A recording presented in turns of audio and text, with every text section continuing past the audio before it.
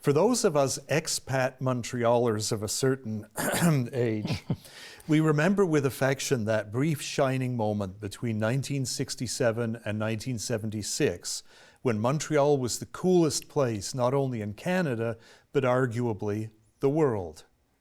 Expo 67, the Expos,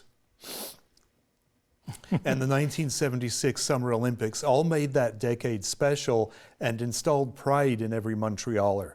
Then the bill came due, but that's a story for another day. With me today is David Dossett, who is about to honor this golden moment in a very special way at Martello Alley in downtown Kingston. Welcome, David. Well, thank you very much for having me. First of all, tell me what Martello Alley is for the 6 people in town who don't know. Okay, it's not just a regular art gallery. It has an alleyway and a courtyard, but in addition to that, everything is locally made. We sell pottery, gifts, even souvenirs, because we get a lot of people visiting. But more than that, it's kind of like a little French-Canadian corner right in the middle of Kingston. So Kingston is known as the limestone city, and limestone, of course, is gray. So I wanted to make something that didn't look like Kingston, so it would stick out. So it's very colorful. It's an art alley. It's the only one in Ontario. It's all in French. So as soon as you walk in, all the signs up above are in French. And there's a Quebec flag on display, and you won't see that, I don't think, anywhere else downtown in Kingston. So when you walk in, you will think that you're in Montreal or maybe Quebec City. And then as you go inside, there is the artwork and the gifts and all the handmade things that are made locally. But up above, what I've tried to do is give it a Montreal look, but a retro look. So on one half of the building, it is Expo 67. We have paraphernalia, like souvenirs from the past, from Expo 67 that I've gathered together. And on the other half of the store, we have souvenirs of the Olympics in '76, Montreal.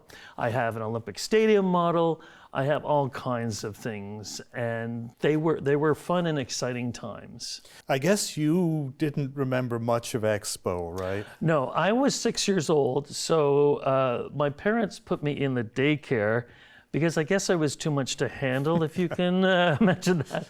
Nah. But I remember playing xylophone. I do remember some other things, like the parking lot was divided up into animals. So you had to remember if you were at the zebra or the elephant section. And then there's this little train that took you to the main gate. And then they had the monorail, but I don't remember going on that.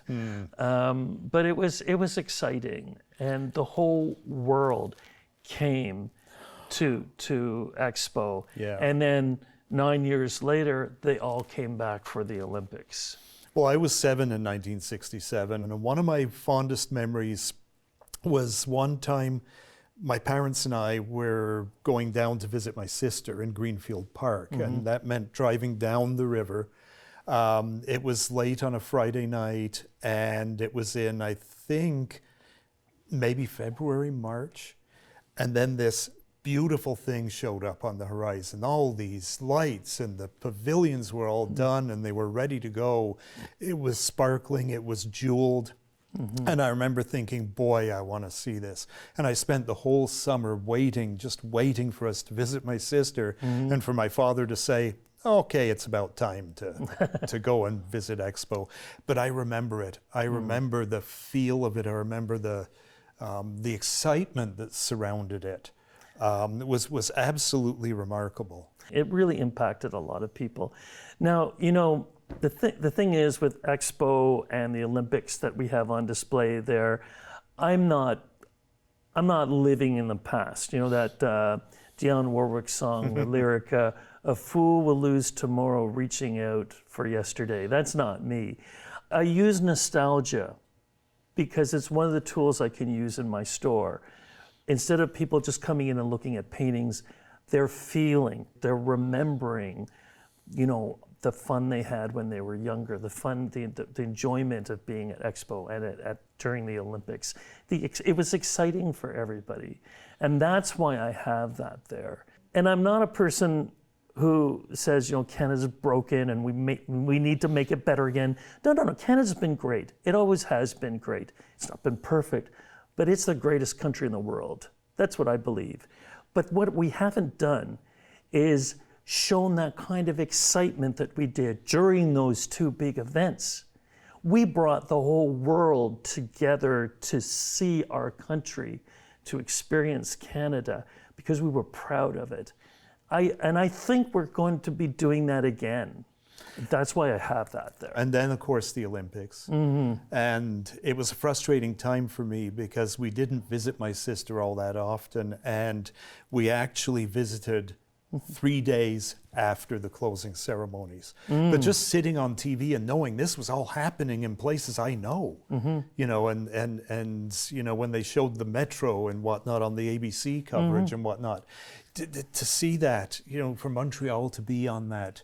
To the world stage. On the world stage. Yeah. And then, of course, it all started to change. Yeah. You know, a big part of that change, or at least somebody who's documented it, is the other thing that is going to be really cool about this event down at your Martello Alley. So, Aislin. yes, Aislin. Aislin, for those people who don't know, is a well-known cartoonist, political cartoonist. And I would, you know, reading the paper, even the local paper, some of his cartoons would be in there on the editorial page. He's a member of the Order of Canada. He is from Montreal. He was a cartoonist for the Gazette and also for the other Montreal paper, you believe? The Montreal Star. Montreal Star, which doesn't exist anymore. The late lamented Montreal Star. Yes, very sad.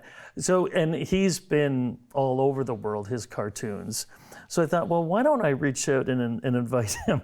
We got talking, and he was very intrigued by Martello Alley and the whole craziness of it, like little Montreal in the middle of Kingston. Well, we've actually got a clip from Aislin on an interview we did a little bit back, talking about why he is attuned to the idea of an alley. When they contacted me about this Martello Alley, I was very curious about it because that's how I started out. Years ago, I was studying at l'École des Beaux-Arts in Quebec City, taking art classes. And in the summer, I would go down to an alleyway and sketch American tourists, cartoons, portraits, caricatures, and that sort of thing. And, you know, they paid me $2 a shot or something. And I thought, well, this is okay. And there were days when I could make $50. In 1967, that was really something. That's really where I got started doing cartoons. Before that, I thought I was going to be some famous painter or something, but it worked out well. Yeah, so many moments that were part of Montreal history and Canadian history were documented by Aislin in that particular style that he had. I still remember the morning after the referendum in 1980, and I won't quote that cartoon, but anybody who knows it. And some of the other just really wicked digs that guy took at politics, and we need that. You know, we need to, you know, politicians to be kept honest. You know, and Aislin was great that way. And he's actually, one of the things he's doing, why he's visiting Martello Alley, is he's got a new book about the whole period around the Olympics. So let's hear him describe what he's done there. So the Olympics I had covered because my newspaper, the Gazette in Montreal, wanted something unique for the Olympics in 1976. Why don't you go there with a sketchbook and just sketch funny stuff you see or conversations you hear and build them in? So it's a very unique kind of book, not just a bunch of photos of people running around a track. I've got arrogant German reporters saying things to staff and all of that sort of thing.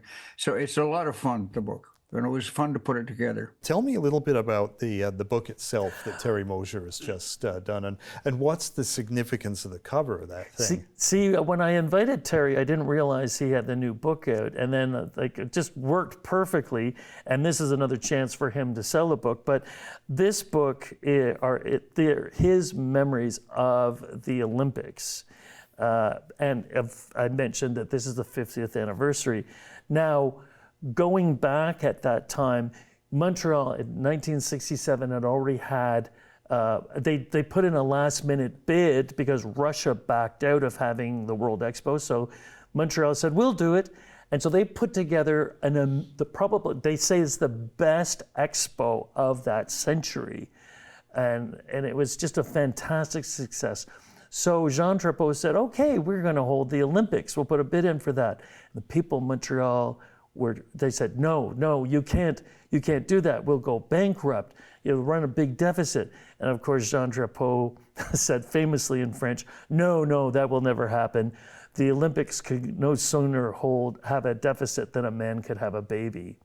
Of course, he didn't have a baby, but they did have a big deficit. And of course, the cartoon here is a depiction of Jean Drapeau, the mayor of Montreal, with a baby. So, yeah, it was very controversial, I suppose, but very true. One of the many times that Aislin made people think. Yes. But you have to admire people like Jean Drapeau because in spite of the difficulties they had, the Olympics, and they're still ongoing, the whole world came to Canada. And Canada... For the second time. In 10 years.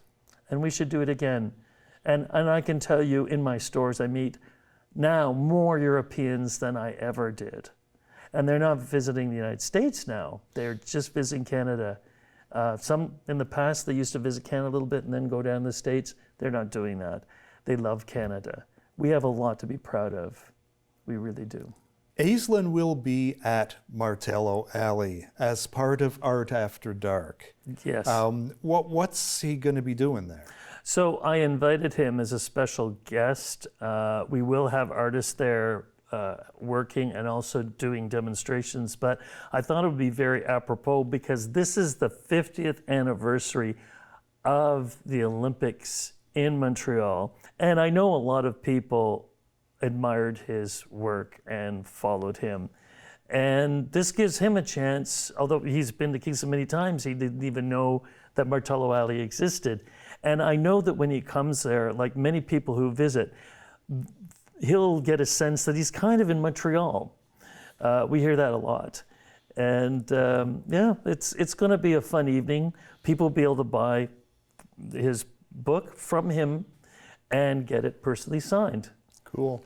And so we have that, we have the display of memorabilia. What is going to happen in the Art After Dark component of this? Oh yes, the other thing is that once again, we are going to have a Euro Cafe duo. They're a couple, they play French Parisian cafe music. So he plays the accordion and she sings. And when people come, it's all dark, but it's all lit up. And it is like being in Paris or anywhere else. It just does not look like Kingston at all. And the French music going on. It's really, it's magical. And they love playing at Martello Alley because that's their thing, I think it's going to be just wonderful. So and don't forget, the important thing is when you're there and at the other venues, and I hope you visit our other store, plus all the others that are participating, enter the draw at each location for a chance to win $500 to spend in our stores or any of the other stores that are participating that night. Oh, that sounds cool. It's a free draw and it's a free event and lots of fun. And I'm just putting a little plug in for Downtown Kingston, who have really done an amazing job organizing things for the downtown and for the visitors and the residents. Mary Jo and her staff work tirelessly every day to create really amazing events like this. And I don't think people who live here fully understand just how special it is in our downtown. We hear that all the time. Thanks for coming in to tell us about it, David. Well, thank you very much.